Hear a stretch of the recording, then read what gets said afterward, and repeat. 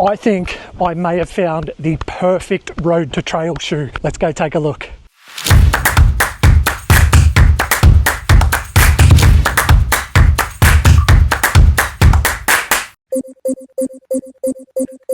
G'day guys, welcome to my channel, Endurance Aaron here, and today we've got a quick fire shoe review for you. We're going to be looking at the Nike Pegasus Trail 5. Now I've been looking for something like this for months. I had a 100k race earlier on in the year and I wanted something that was great on road and trail. So when it comes to road to trail shoes, I think Nike, hey, you guys might have just hit this one out of the park. Let's go take a look at the specs. So let's start with the sole. We know trail shoes have what's called a Vibram grip. Now that is probably one of the best grips you'll get on the market because they're specifically trail shoes. So let's remember what this is. This shoe is a road to trail shoe. Now obviously it hasn't got the lugs of the Vibram grip. It's not as grippy. Here I did slip down a little bit as I was going downhill on the heel. So how do you score that? Do you give it a less score? I don't even know. For what it's meant to be, 5 out of 5, but in terms of grip, 3 out of 5. Right, moving up, let's look at the heel, the midsole, and the forefoot. So this has what's called the React X foam, and it is amazing. So it's what they have in a lot of their road shoes. If you've got some of their Alpha Flies, which is gonna give you so much cushion from heel through to forefoot. That transition is gonna be really nice. So with trail running, a lot of us are coming down on our heel. We're not forefoot strikers, so you're going to get that nice cushion and that buffer all the way through. Now, the interesting thing about these as well, people were quite skeptical about that React X foam, thinking that, you know what, is this going to be too plush for the trails? Now, the way that Nike have designed this, think of it like a bathtub, right? So they've created a harder outsole around the outsides and you've got a lot of cushion in the middle. So when you're coming down those technical trails, whether you're going left to right, you're really going to get great stability out of this shoe. You know, that outsole is made just a little bit sturdier so you're not going to roll your ankle, which is really good. One of the things that I do love about this shoe and what Nike are trying to do, they're trying to reduce their carbon footprint. I think it was around about 70% of this shoe is made up from recycled materials. And let me tell you, the quality is top notch. You wouldn't even know. What a great way to make a shoe by recycling other materials. Right, so let's talk about breathability. It's got a really wide toe box as well, which is good if you've got a broad foot. Now you've got some ventilation holes at the front here, but ironically when tested amongst a lot of other trail shoes and that, the breathability wasn't as great, but you're only pretty much going to get a lot of ventilation through the toes there. But so when it comes to ventilation, I'm probably going to give it a good 3 out of 5. I would say it's not the best on the market, as I mentioned. However, you are still getting that ventilation in that broad toe box. So your feet are going to stay relatively cool. Staying on that toe box, the durability of that toe box is really, really good. I have taken these on several runs. I have raced in them and I've had no issues so far. I've smacked the toe a few times, lost a couple of toenails, but that's standard, right? That's what happens. It's a pretty good toe box. So this part of the shoe we call the collar. You can see it comes up quite high and it's quite stiff, it's quite rigid. It does have a bit of cushion there, but it came up really high and kind of pushed into the back of my Achilles here. However, that was just me. I had a swollen Achilles on the day. Anything touching my Achilles was putting me through a lot of pain. I don't mind unboxing shoes on days. I never really have an issue with unboxing any shoe. However, this one did dig into my Achilles quite a lot and gave me a bit of grief, but that's just because my Achilles was swollen. So it's nothing to do with the shoe. I would just say you might be able to feel something here. Getting the shoes on and off isn't a problem. It's got a really cool cord here at the back. It is something different. I've never really seen this before. It almost looks like a really thick shoelace. However, very durable. I've been pulling that pretty hard and yeah. Oh, Aaron. Yes. I've been using this to put my foot in the shoe. Right, moving on. Jesus, choose your words. Looking at the top of the shoe, we got the fly knit yarns, really nice aesthetic there. You'll see the two different colored tongues here. So I've got a purple and a kind of like a light olive. I really love how they've got the two different colorway tongues there. It's really cool.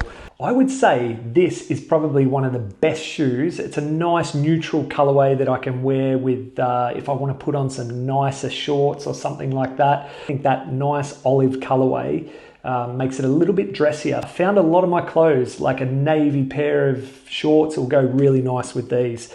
So I'm going to take these on holidays. Staying on those tongues, we've got what's called the gusset type tongue. So inside here, it's attached to the shoe, so your tongue isn't going to slide down either side as well. And it's quite well padded too. Probably not the most breathable, but it's got a lot of padding there, so you get no discomfort on the top of your foot, which is nice. Staying on the outside of the shoe, we've got the reflective elements here, so it's really good if you are running at night time. These are going to reflect in the dark, and you'll just see a pair of shoes running along. Wear a head torch, guys. Good tip. The heel stack sits around about a 34.6 millimeters down to a 25. So you've got like a 9 millimeter drop, which is going to give you a really nice smooth transition that makes for a good rocking motion. Still not as good as the Hoka Speedgoat 5s in my mind. I felt like that fluidity and the rock from heel to toe is probably still a little bit better. When it comes to flexibility, these are probably one of the more flexible shoes out there. You would expect it to be because it's more like a road shoe as opposed to a trail shoe. So when you're comparing it to a lot of trail shoes, you're going to notice a little bit more flexibility, which is a really good thing. They are true to size. I am a 10.5 UK, 11.5 US in most of my Nike shoes, and I've still got thumbnails gap at the front there. So very true to size, and as I mentioned earlier, got a really nice wide toe box as well. So is this shoe for you? This does have a bit of a prominent higher arch. You'll feel it. If you've got a flat foot, maybe this isn't for you. However, I don't see it doing too much discomfort to your foot. It's worth trying on even if you do have a flat foot. However, it is designed for people with higher arches. And you can also remove the insole, so it's got removable insoles. And if you are someone who does have orthotics, you can pop your orthotics in there as well. Having a quick look at the weight, they're coming in at 328 grams, whereas the Hoka Speedgoat come at 321. So only 7 grams different, which is absolutely nothing. So it's pretty much on par with the weight of the shoe that I've been talking about so much, which is the Hoka Speedgoat. Incredibly light shoe. These days, shoes are just getting lighter and lighter. And a lot of that has to do with that React X foam being super lightweight and plush. All right, so let's talk about the price point finally. These babies come in at, wait for it, drum roll, £150. That's right. Now these are probably within most people's budget, which is great. What you're going to get out of this for that, with the durability of this, I would say you guys need to try this baby. So some of the pros and cons, and my final verdict on this is it's an amazing shoe. It's just lacking in that grip where I almost face planted the ground on my training run while I was filming. But apart from that, the tongue, the recycled materials, the breathability is still okay. That React X foam, that plushness, that transition, that rocker feel, it is just what it explains it is, a road to trail shoe. I am yet to find another road to trail shoe as good as this one, especially at that price point. One of the other cons from a few other people, not me, I actually really liked it, but some people are saying it's too plush for the trails, you're getting too much cushion. But remember what I said before, it's got that bathtub concept. You've got really hard outsoles. Although people are kind of saying that that's a con, too plush for the trails, if you're looking at a race 100 kilometers or more, I would say that's what you want.